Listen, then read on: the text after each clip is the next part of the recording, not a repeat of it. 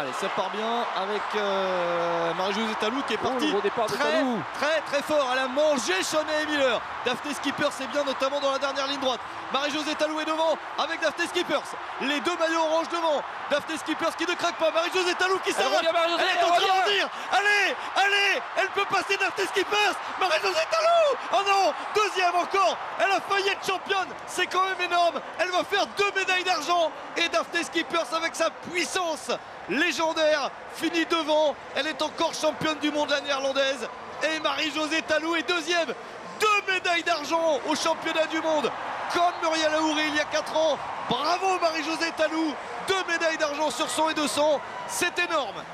Je suis contente parce que j'ai fait ma meilleure performance, j'ai fait un excellent finish avec un mauvais départ, mais je rends grâce à Dieu, je remercie tous ceux qui me soutiennent et vraiment merci beaucoup à vous. 11 août 1984, Carl Lewis entre dans la légende de l'athlétisme. Le 11 août 1984, après s'être imposé lors du 100 mètres, 200 mètres, saut en longueur, Carl Lewis et son équipe gagnent le relais 4x100 aux Jeux de Los Angeles. Il empoche ainsi 4 médailles olympiques. Né dans l'Alabama, Carl Lewis grandit à Willingboro, dans la banlieue de Philadelphie, avec une mère et une sœur, toutes deux athlètes. Vers l'âge de 9 ans, Carl Lewis fait la rencontre de Jesse Owens, ancien champion d'athlétisme et idole du jeune Lewis. Lors de cette entrevue, l'ancien champion conseille à l'enfant de prendre avant tout du plaisir. C'est en 1979 que Carl Lewis se révèle à l'école sportive de New Jersey. Il enregistre de nombreux exploits au saut en longueur. Ainsi, il est très convoité par bon nombre d'universités. Carl Lewis laisse entendre qu'il veut gagner sa vie grâce à ses qualités d'athlète, alors que l'athlétisme était encore un sport amateur. Il se qualifie pour les Jeux olympiques d'été 1980 pour le saut en longueur et le relais 4x100. Et c'est là que son talent de sprinter éclate. Au début de 1984, Lewis est l'une des plus grandes personnalités sportives mondiales. Il affiche son ambition d'égaler le record de Jesse Owens, ancien champion, lors du 100 mètres, 200 mètres, saut en longueur, le relais 4x100 aux Jeux de Los Angeles. 4 médailles olympiques. Il réalise ainsi son rêve d'égaler le record de Jesse Owens de 1936 et a battu au passage le record olympique du 200 mètres. Carl Lewis a donc marqué le monde de l'athlétisme des années 80.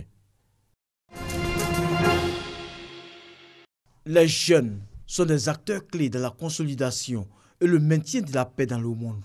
C'est d'ailleurs pour cela que les Nations Unies leur consacrent une journée depuis 1999. Cette année, il est question d'éliminer la pauvreté et parvenir à des modes de consommation et de production durables. Cette journée est célébrée chaque année afin de faire la promotion sur les différentes politiques et programmes qui ont été initiés en faveur de la jeunesse, pour montrer à la jeunesse que tous les États, comme c'est le cas en Côte d'Ivoire, où la jeunesse représente 77,7% de la population. À cet égard, il est important qu'il y ait des programmes, qu'il y ait des politiques qui soient initiées en faveur de cette jeunesse. Autre temps fort de cette célébration, l'immigration clandestine, un fléau qui mine tous les États subsahariens. Cette journée est donc une occasion pour les autorités ivoiriennes de sensibiliser au mieux sur les dangers de cette pratique. Les jeunes ont des réseaux pour aller vers la Libye et puis essayer de traverser la mer Méditerranée. Nos jeunes vont à l'aventure et font face à la mort. On leur fait miroiter que l'Europe, c'est l'Eldorado. Voilà. Donc ils ne voient pas forcément toute la réalité de cette aventure.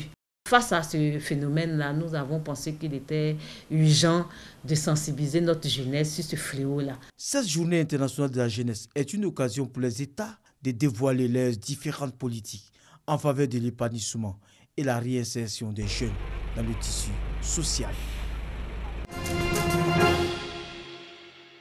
Après son baccalauréat série D, qui l'a conduit à l'université Félix Houphouët-Boigny de Cocody où il étudiait l'économie, Johnson Kwame ne s'était jamais imaginé se retrouver dans le corps médical. Aujourd'hui étudiant en 2e année de kinésithérapie par la force des choses à l'INFAS, l'Institut national de formation des agents de santé, Johnson a un autre regard sur ce corps. Quand j'y entrais, je ne connaissais pas vraiment les contours. Comme je l'ai dit au début, on voulait commencer, on veut faire quelque chose, on veut travailler. Mais en étant dedans, je suis en 2e année déjà. Après les premiers mois de cours, Vraiment, j'ai été convaincu. Je me dis, waouh, pourquoi je n'ai pas vu ça plus tôt? C'est donc fier et motivé qu'il participe à cette cérémonie de port de blouse des étudiants de première année. Cette cérémonie, qui est une coutume à l'INFAS, vise à montrer aux étudiants qui viennent d'arriver qu'ils embrassent un métier noble. C'est un sacerdoce. Alors les premières années qui font leur premier pas à l'INFAS n'ont pas forcément la notion de la pureté de la blouse. Il était important pour nous, qui sommes les aînés, alors de leur inculquer les valeurs, à savoir l'abnégation, la persévérance, l'appartenance et surtout le respect de sa profession d'agent de santé. Les critiques à l'encontre des agents de santé sont légion en Côte d'Ivoire. C'est pourquoi le parrain de la cérémonie, le député Olivier Akoto, et le directeur général du CHU de Cocody exhortent la nouvelle génération à être des modèles. Accueilli de manière assez chaleureuse, impatient, le soigne à 70%. Il y a des mauvaises pratiques aussi à l'hôpital qu'on demande à nos étudiants, à nos agents de santé, de s'éloigner de ces pratiques-là, qui déshonorent en réalité ce corps qui est un corps d'élite. Les étudiants soulignent qu'ils mettront tout en œuvre pour changer l'opinion des populations sur leur profession. Toute notre promotion, on a décidé de mettre fin à cette mauvaise idée que les gens ont des sages-femmes. Donc, on a une promotion à vocation, on peut dire à vocation, parce que nous vous avons décidé de faire le métier par amour. Plus de 3000 étudiants sont en formation à l'INFAS répartis dans cette filière. Dans la province sud-africaine du Cap-Oriental, Fezikaya et Kanizile jouent aux cartes pour faire passer le temps. Ils se remettent lentement d'une circoncision traditionnelle pratiquée sans anesthésie. Un rite de passage obligatoire pour devenir un homme dans la communauté Xhosa.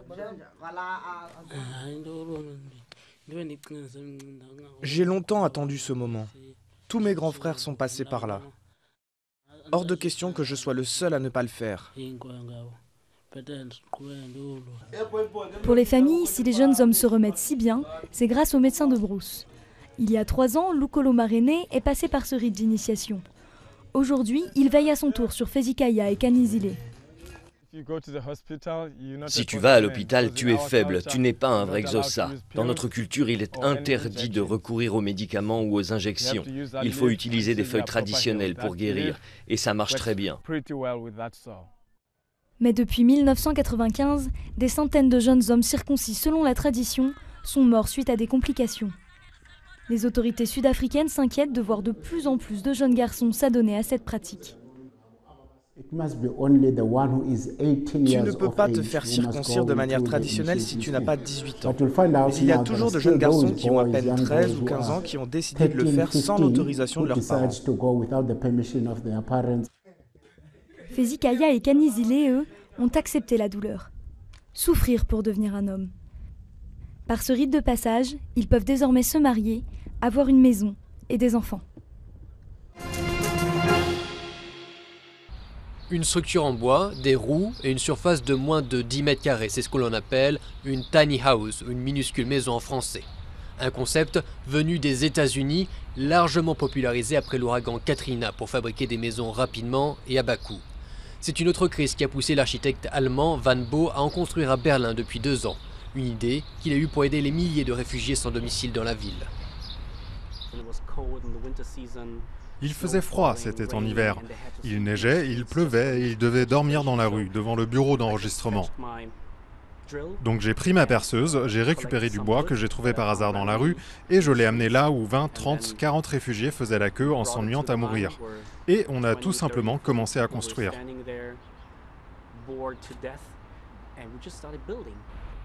Depuis 2015, ce sont des dizaines de maisonnettes qu'il a construites à l'aide des réfugiés. Des logements qu'il loue ensuite à des personnes à faible revenu pour une centaine d'euros par mois. Ali, arrivé de Syrie il y a 1 an et demi, fait partie de son équipe.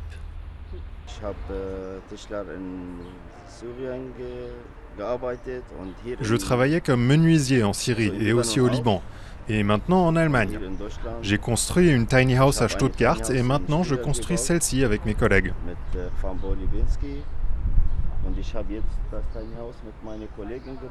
Aujourd'hui, c'est toute une communauté qui se passionne pour ces petites maisons en Allemagne. Noam s'est lui aussi lancé dans la construction d'une tiny house, moins pour des questions d'argent que pour vivre différemment. Ça permet aux gens d'avoir un style de vie plus minimaliste et simple. Je pense que les gens qui vivent dans des tiny houses sont plus conscients du fait d'utiliser leur temps de manière judicieuse. Comme l'espace est très limité, ce qui se passe à l'extérieur est plus important qu'à l'intérieur. Faite de matériaux recyclés, la maison de Noam est alimentée en énergie grâce à des panneaux solaires. Une fois terminée, elle sera exposée pendant 1 an pour servir d'exemple à ceux qui voudraient aussi se lancer dans l'aventure.